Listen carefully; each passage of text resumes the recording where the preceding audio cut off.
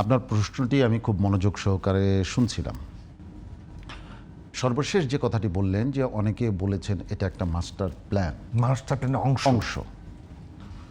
ঠিকই বলেছেন। আমিও মনে করি এটা একটা মাস্টার প্ল্যানের অংশ। আপনাদের পক্ষ থেকে? কার পক্ষ থেকে? এটা যারা পর্যবেক্ষণ করছেন তারা বুঝতে পারবেন। আমি উপস্থাপন করছি যে মাস্টার প্ল্যানটা কোন দিক থেকে হতে পারে। আচ্ছা আচ্ছা আচ্ছা।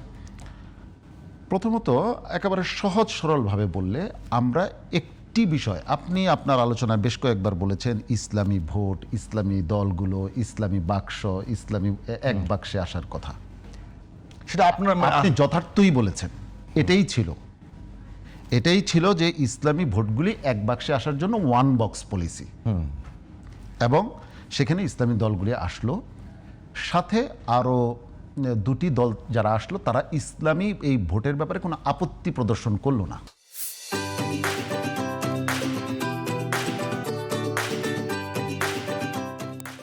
ওকে, তারা দেশপ্রেমিক হিসাবে যদি এই ইসলামী ভোটের ওয়ান বক্স পলিসির সাথে তারা একমত হয়, আমাদের কোনো আপত্তি নেই।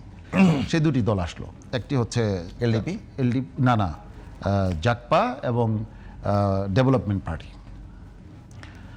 কোনো আপত্তি নাই। কিন্তু পরবর্তী সময়ে দেখা গেল যে এটা ওয়ান বক্স পলিসি গঠনের যে মূল উদ্দেশ্য, সেই মূল উদ্দেশ্যটাই হাইজ্যাক হয়ে গেছে।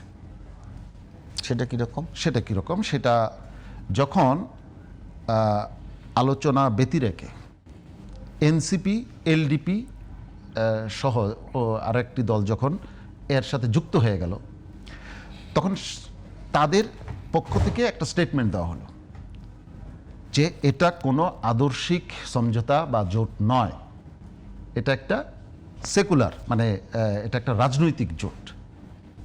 তাহলে আমাদের টার্গেট ছিল ইসলামী।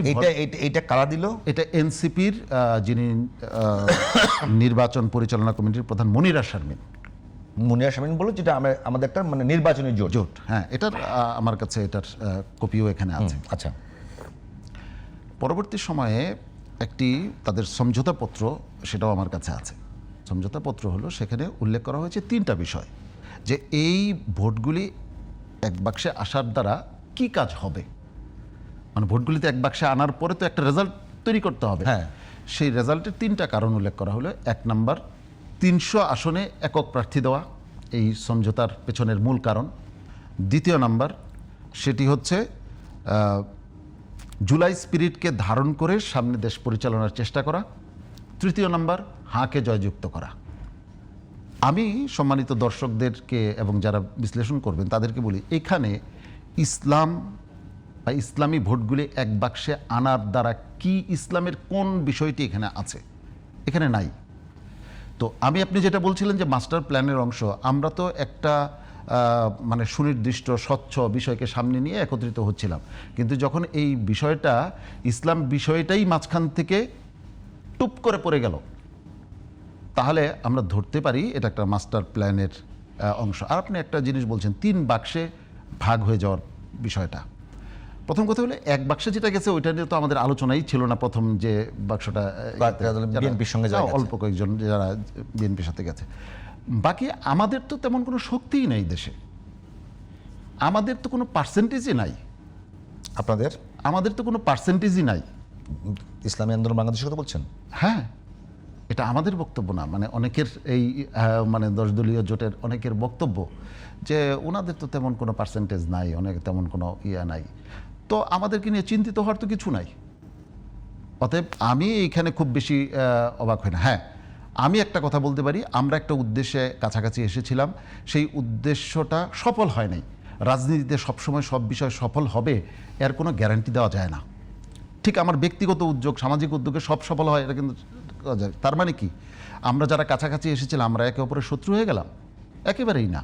আমরা পর্যালোচনা করব যে কেন আমরা একত্রিত থাকতে পারলাম না। সেখান থেকে যারা সঠিক জিনিসটা খুঁজে নেবে, ভবিষ্যতে তারা রাজনীতিতে অবদান রাখবে, দেশের কল্যাণে অবদান রাখতে পারবে। আমি এটাকে নেতিবাচকভাবে দেখতে চাই না। যে কোনো কারণেই 3 বাক্সে ভাগ হয়ে গেছে কিনা এটা জনগণ সামনে দেখবে। এর প্রতিক্রিয়া কি হয় সেটাও জনগণ উপলব্ধি করবে, কিন্তু সেটা আমি মনে করি নেতিবাচক না হয়ে ইতিবাচক হতে হবে। আমি জানি না, একটা অভিযোগ বরাবরই করা হয় এবং আপনি দেখবেন ভার্চুয়াল দুনিয়ায় একটা বিষয় খুব মানে একটা বক্তব্য ভেসে বেড়াচ্ছে, সেখানে বলা হচ্ছে যে মানে ইসলামী আন্দোলন বাংলাদেশ এবং তথা চরমোনাই এনারা বাংলাদেশে বরাবরই আমি যখন ইসলামপন্থীরা ঐক্যবদ্ধ হতে গেছে তাদের পক্ষ থেকে নেগেটিভ ভাইব্রেশন এসেছে, এটার ব্যাখ্যাটা ওকে চমৎকার বলেছেন। এখানে আমি সবাইকেই বলবো, ইসলামী আন্দোলন বাংলাদেশের সাথে চরমোনাই শব্দটা যুক্ত করাটা ঠিক না। চরমোনাই একটা জায়গার নাম, একটা সংগঠন, ইউনিয়নের নাম, একটা ইউনিয়নের নাম। ইসলামী আন্দোলন বাংলাদেশ এই রাজনৈতিক দলের নাম, অতএব আমরা এটাকে ব্যবহার করলে ভালো লাগবে।